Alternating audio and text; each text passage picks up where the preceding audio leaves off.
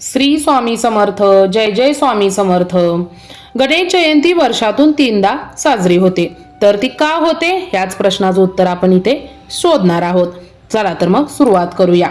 तर माघी महिन्यात माघ गणेश जयंती साजरी केली जाते.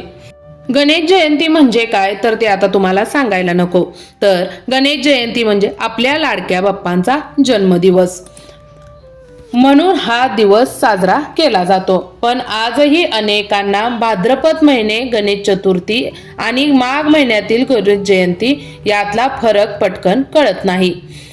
कारण या दोन्ही दिवशी गणेश जयंती साजरा केली जाते. तर या दोन्हीमध्ये फरक काय तर या दोन्हीतला फरक आपण इथे समजून घेणार आहोत.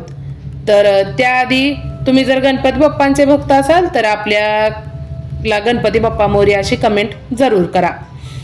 गणपती बाप्पांचे 3 अवतार आहेत असे मानलं जातं आणि यामध्ये तिन्ही अवतारांचे जन्मदिवस वेगवेगळे आहेत. त्यामुळे गणेश भक्त जगाच्या पाठीवर त्यांच्या संस्कृतीनुसार वेगवेगळ्या प्रकारे गणपतीची पूजा आणि अर्चना इथे करतात. तर या तिन्ही अवतारांची उत्पत्ती इथं वेगवेगळी आहे आणि वेगवेगळ्या तिथीमध्ये गणपती बाप्पांचा जन्म झाला आहे.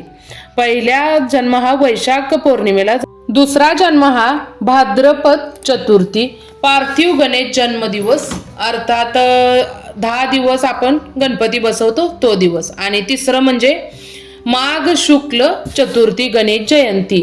हेच ते 3 अवतार. यामधील माघ महिन्यातील अवताराची एक वेगळीच कथा आहे. तर ती आपण इथे जाणून घेऊया. गणेश जयंतीचा दिवस म्हणजे माघी गणेश जयंती असे वेगवेगळे 3 दिवस साजरे केले जातात. गणपतींनी असुरांचा वध करण्यासाठी 3 वेळा वेगवेगळे अवतार धारण केले. हेच ते 3 अवतार. यातील तिसऱ्या आणि माघ महिन्यातील अवतारांचा उल्लेख स्कंद पुराणात देखील केला आहे. असं म्हणतात की या दिवशी नरांतक राक्षसांना ठार मारले. त्याच्या वधासाठी कश्यप ऋषींच्या पोटी विनायक अवतार धारण केला आणि तो दिवस म्हणजे माघी गणेश जयंतीचा दिवस.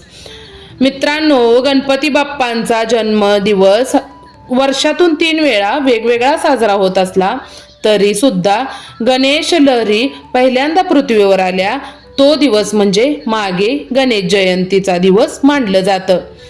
भाद्रपद गणेश चतुर्थीला आणि इतर तिही चतुर्थींना आपण गणपती बाप्पांना मोदकाचाच नैवेद्य दाखवतो, कारण मोदक त्यांना खूप आवडतात हे आपल्याला आधीपासून माहिती आहे. पण माघी गणेश जयंतीला मात्र तिळाच्या लाडवाचा नैवेद्य, तीळ साखर असा नैवेद्य गणपती बाप्पांना दाखवला जातो.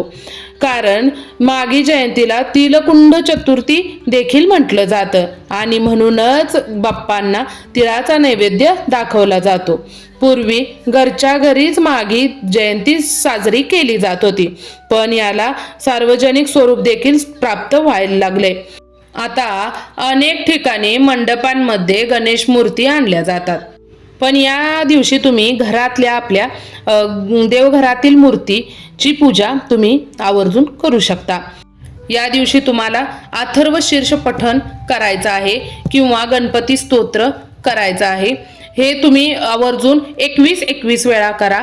या दिवशी तुम्ही दुर्वा गणपती बाप्पांना वाहा. दुर्वा वाहिल्याने तुमची संकटे नष्ट होतात आणि तुमची अडकलेली कामे सुरळीत चालतात. गणपती बाप्पा त्यांची दक्षता पूर्णपणे घेतात. तर तुम्ही आवर्जून दुर्वा वाहा. दुर्वा वाहून तुम्ही त्यांची मनोभावे पूजा करू शकता आणि अथर्व शीर्ष पठण करायला विसरू नका. गणपती बाप्पा मोरया कमेंटमध्ये एक गणपती बाप्पा मोरया नक्की लिहून तुम्ही जावा. धन्यवाद धन्यवाद धन्यवाद.